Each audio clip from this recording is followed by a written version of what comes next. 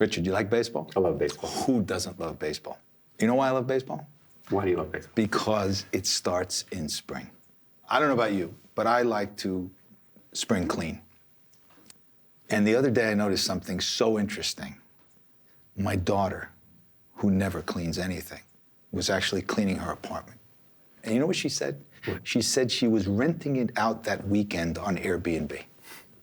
The sharing economy is changing everything. Oh, dramatically and fast, right? You think back, I mean, the brands that you talk about, Airbnb, the Lyfts, the Ubers, and many, many others, right. They weren't here. They weren't companies a few years ago. And now I've seen stats that say, right, the largest accommodations company in the world, Airbnb, owns no property. Not one. And the car company, Uber, owns no cars. There's no car. They have more cars on the street in New York City than there are taxis. So this isn't like thinking of what's changing. It's changed. No, it's absolutely. already a reality that I think we in our private lives and very much in our business lives are having to incorporate into our thinking and into our programs. Yeah, and for travel managers, I think they're late to the game.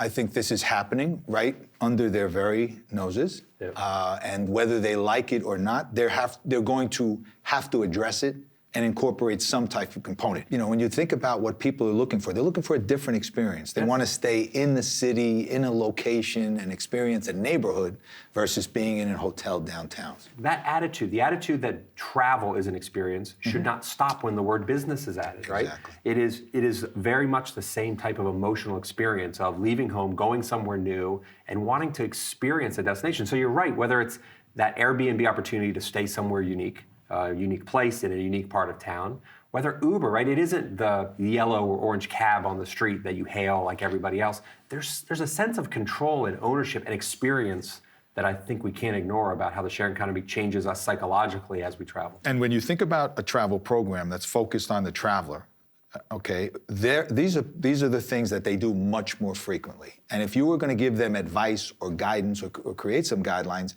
it would actually behoove you, I think, within your program to start to do that, because all of a sudden they're like, oh, I'm getting good advice about where to eat or how to schedule a meeting. It's already there, right? So this isn't about, oh, how do I introduce something new to my program? It's already there. Well before you decide to have Uber in your travel policy, they're already in your travel dollars. So I think a smart company, and I saw one this week, there was a company that talked about Uber's just one of our ground transportation options, and there will be others. And Airbnb is one of our accommodation options, and there will be others. I think that mindset says we are open to providing you the best option for how you manage your travel, how you experience your travel, rather than saying there's some kind of structure, and if it doesn't meet some archaic criteria, it's out of the program somehow. Back to your baseball analogy, right? It's a long season, and this is a time when I think travel managers need to say, we got to get ahead of this. If we're going to be in this for the long game, and there's going to be plenty more Ubers and Airbnbs that become part of our world, let's be prepared for it.